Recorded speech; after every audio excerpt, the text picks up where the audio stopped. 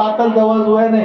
હવે આપણે કદાચ શ્વાસે શ્વાસે પરમાત્માનું નામ લેવું છે અને ઊંઘાઈ જતો પાતળ થાય કે ના થાય? જે આખી રાત ઉઠીને 8 કલાક તો 8 કલાક તો આપણે બધું ભૂલી જશે. બીજા સપના આવતો હોય છે, સપનામાં રાજા થઈ જશે, સપનામાં ભિખારી થઈ જશે, સપનામાં ઘણું બધું થતું હોય અને ઘણી વખત નહીં આવતો. તો અહીંયા ભજનનો તાર તૂટે છે.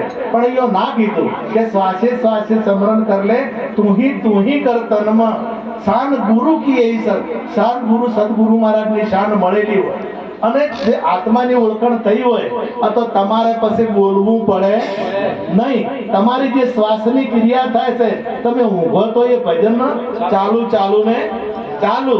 તમારે આ મીટર છે, આ જે ઘરનું મીટર ફરે છે, ઊંઘાઈ જાય તો એના કોકડા પડ્યા જાય કે ના પડ્યા જાય? તમે ઊંઘાઈ જાઓ તો ઓકળા ચાલુ રહે. એમ આ જે તમારું મીટર ફરે એમાં એક મંત્ર જે ચાલુ જ રહે. સોવત જાગત સુરત સહેજકી ભીતર રહો ભજન મરે લેહ લાગીશું તાર ન તૂટે ઊંચા હો કે જાગેલા હો.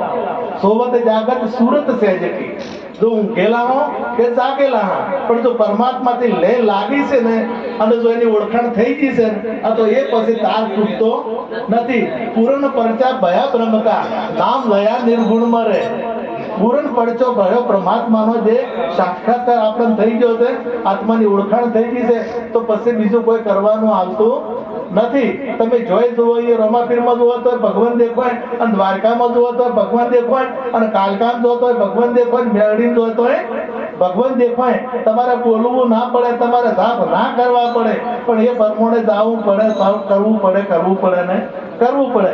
પણ આપણે વાતોમાં ઘણું કાઢે છે, વાતો કરે છે, પણ વર્તતા નથી. એટલે સત્સંગની વાત પણ આપણે સંસ્કારો પણ જોવું છે. સંસ્કારો નહીં હોય તો ચાલશે. આધ્યાત્મિક જ્ઞાન તો ઘણું છેટું છે, પણ પેલા સંસ્કારોની જરૂર છે. સારું બોલવું, સારું પહેરવું, સારી રીતે રહેવું, અને આપણી રહેણી કહેણી પણ ઉત્તમ હોય. અમને વાત કરી છે કપિલાબેને કે પેલા જે કલેક્ટર હોય, ડીએસપી હોય, પણ સંસ્કાર ના હોય તો એ રાય કમ્ફર્ટ કરે. એ રાય બધા શું કરે? લોસો લે અને કમ્ફર્ટ કરે.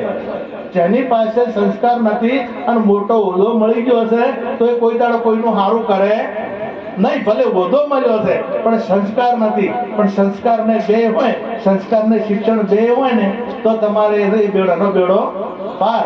જેની પાસે શિક્ષણ છે અને સંસ્કાર છે, એટલે આપણા ઘરમાં સંસ્કારો હોવા જરૂરી છે. આપણે બોલવું પણ વ્યવસ્થિત. આપણે તું ક અને તમે ક એમાં કેટલો ફેર પડે.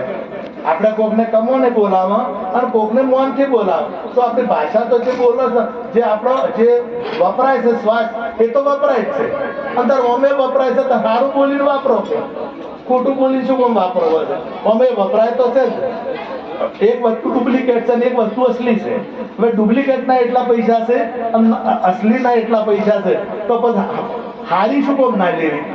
તો હારી લેવી, સારું ખાવું અને સારું બોલવું અને સારી જગ્યાએ જાવું.